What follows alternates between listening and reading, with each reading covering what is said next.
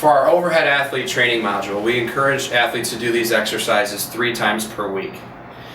You can do them on off days from practice, whatever works for your particular schedule. We encourage 2 sets of each of the exercises, up to 20 repetitions of each. As the athlete is able to perform them correctly, light dumbbells, resistance bands can be added, or we can increase the resistance on those resistance bands.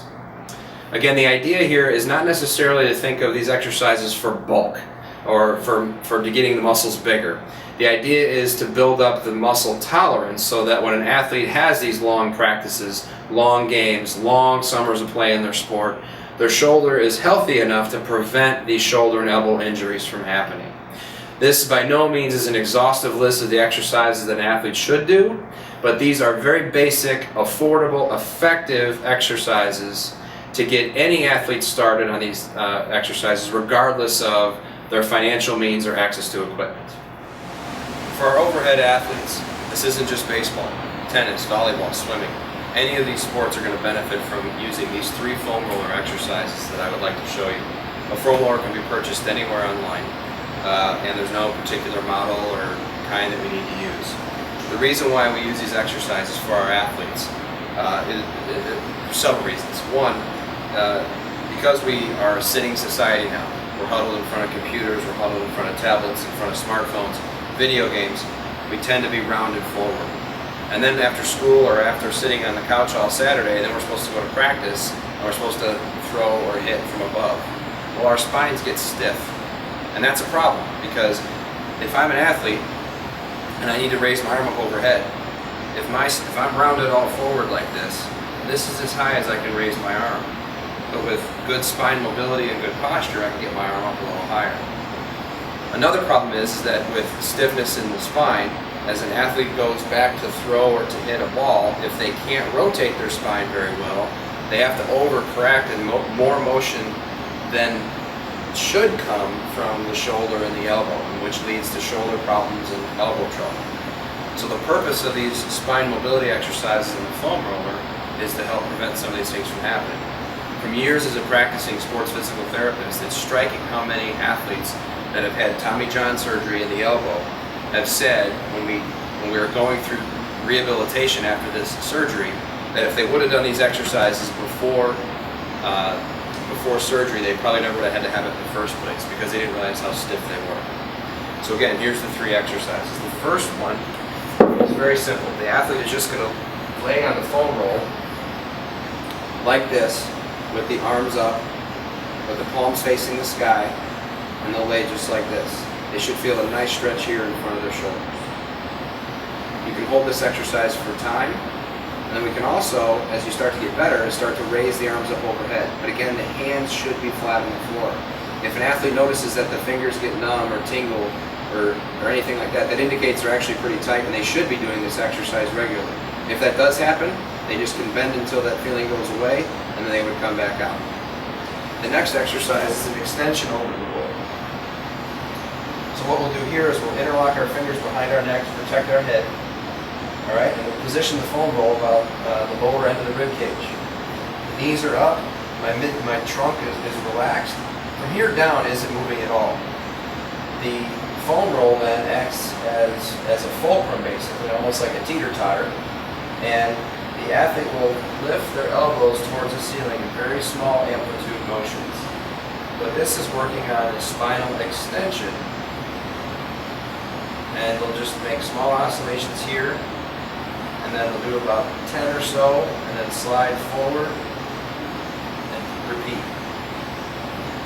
Now, if an athlete finds a sensitive spot or a spot that's tender or one that hurts, that's when we probably need to work on a little bit more.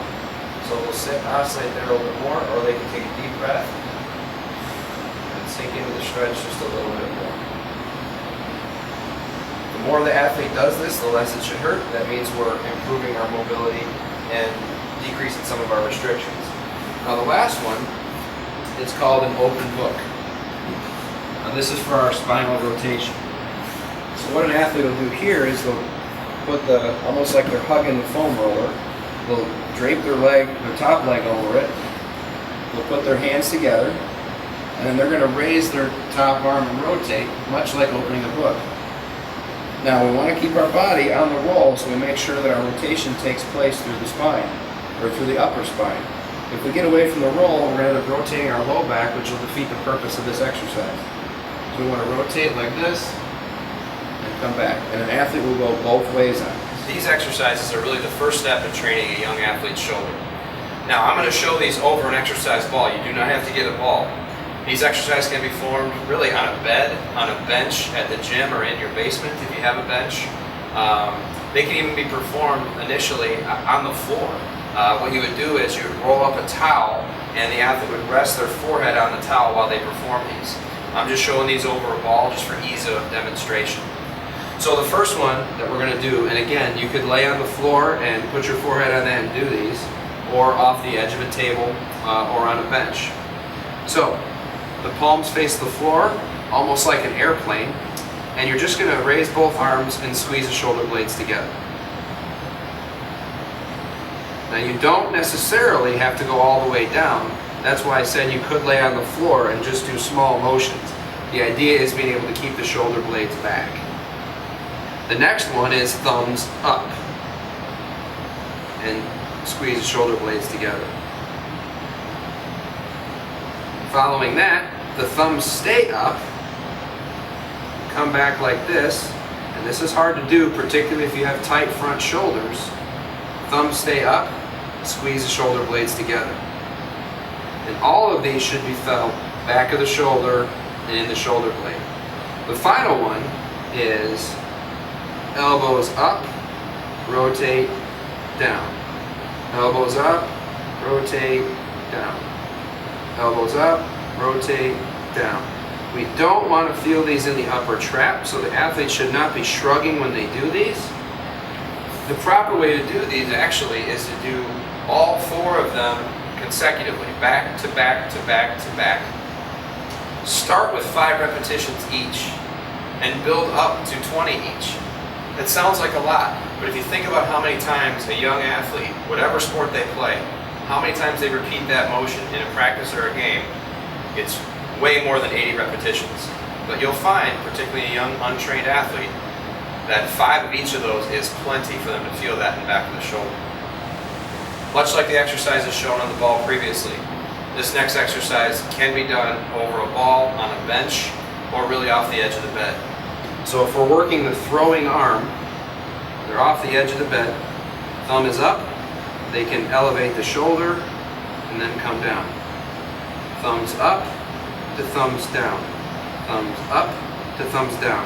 Again, they should feel this in back of the shoulder. And again, similar to the one we showed earlier with both arms up, you can do this with one arm as well. Thumb up to thumb down. Thumb up to thumb down. Thumb up to thumb down. As these get easy with body weight, light dumbbells can be added. This is for the rotator cuff. Many times, coaches and parents have learned that one of the good exercises for the rotator cuff is what they call the empty can position, where the thumbs are turned down and athlete raises the arms up like so. This is actually not a good position for the shoulder to be in. Instead, they should be in a full can position. That's why we call these full can raises. Athlete stands tall, the shoulder blades are squeezed together, thumbs are up, and they're going to raise the weight to about 90 degrees. 90 degrees is a good starting point at first. We want to make sure that the shoulder stays level and that they're not cheating with their back to come up, but that they're isolating it to the shoulder.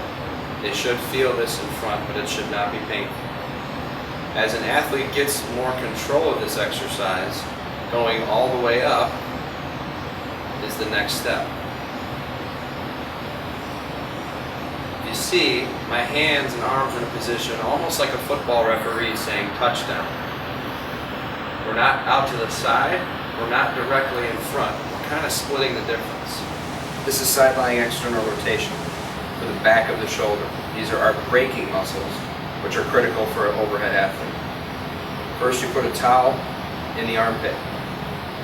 Then you take a light weight, and then you would rotate the hand towards the ceiling. The rotation is taking place through the shoulder. And the athlete should feel this in back of the shoulder. The athlete is not to straighten the elbow out, as they often do, and they're to keep their wrist in neutral. We don't want the wrist moving extra. So up and down, up and down. Again, the athlete should feel this in back of the shoulder. This is internal and external rotation with tubing. Tubing can be purchased anywhere online, and for a coach, they might want to purchase a whole box and just cut up individual slices for their athletes.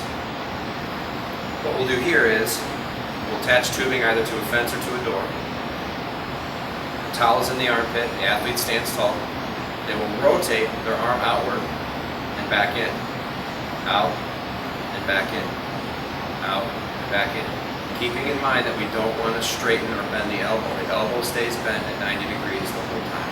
Again, they should feel this in the back of the shoulder, not in front.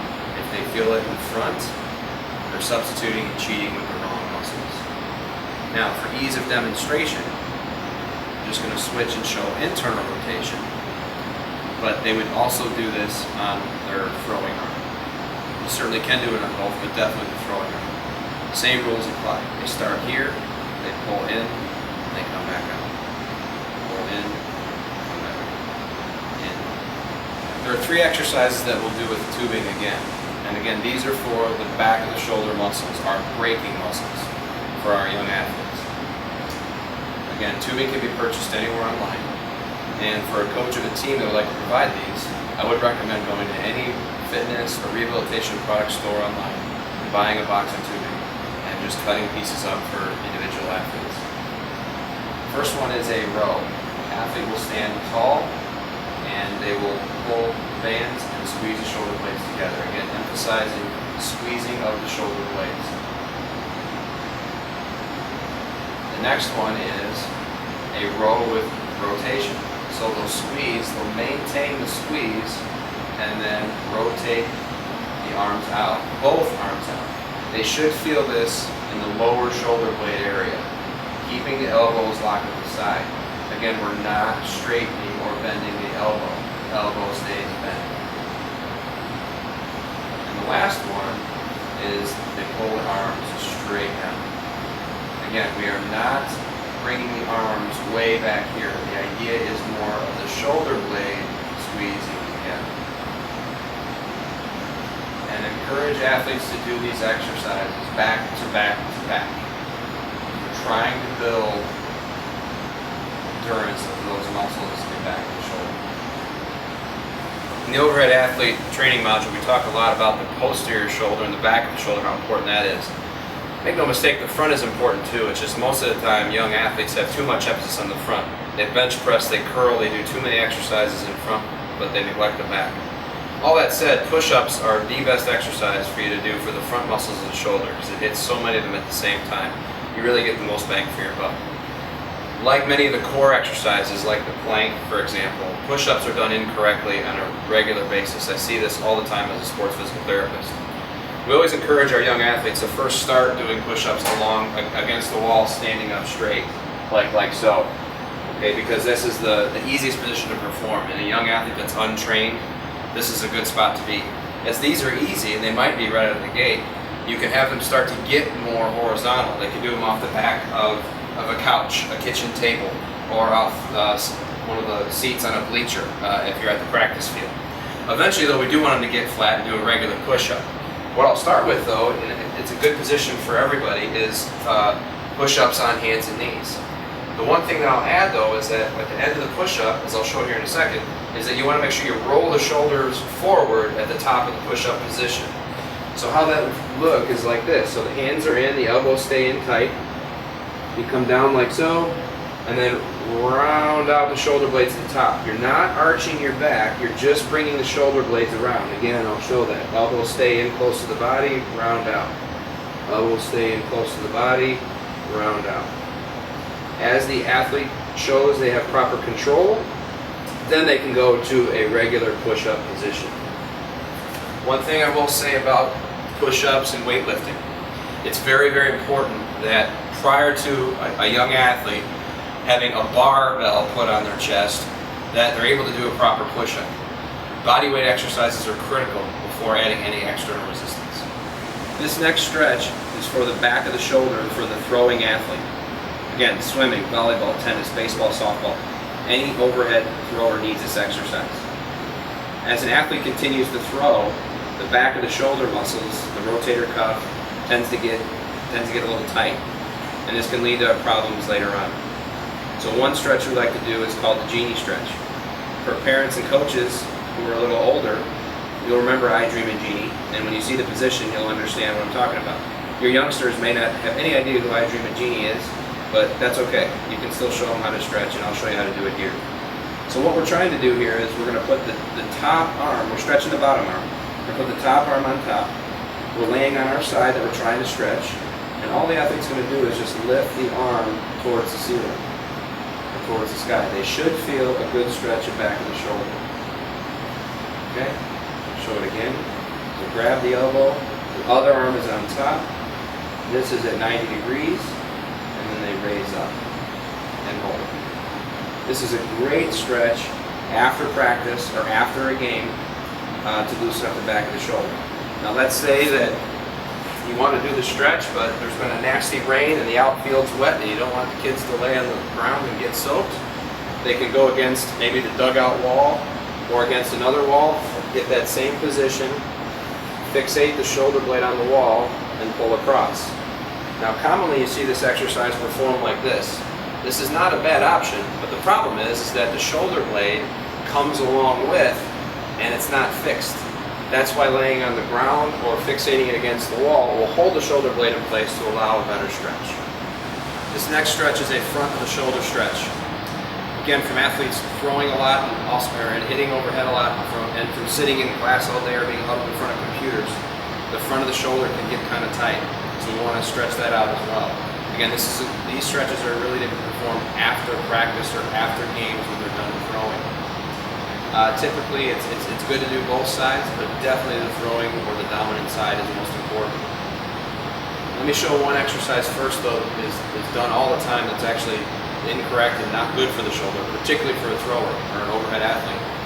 We often see athletes grab a door frame and they'll go like this. Now, you do feel a stretch here. There's no question about it. The problem is that with this stretch, it's too much strain on the front capsule of the shoulder. Okay, you are usually loose enough in our overhead athletes as it is, so this isn't really a very good position for the shoulder to be in. Instead, the best stretch for the front of the shoulder is to either get on a door frame or the edge of the door like so. The elbow is resting on the frame or the door, and it's at 90 degrees. The athlete stays square. They put their other leg in front, and they just shift their weight to the front of the leg, and they should feel a real nice stretch in front of the shoulder.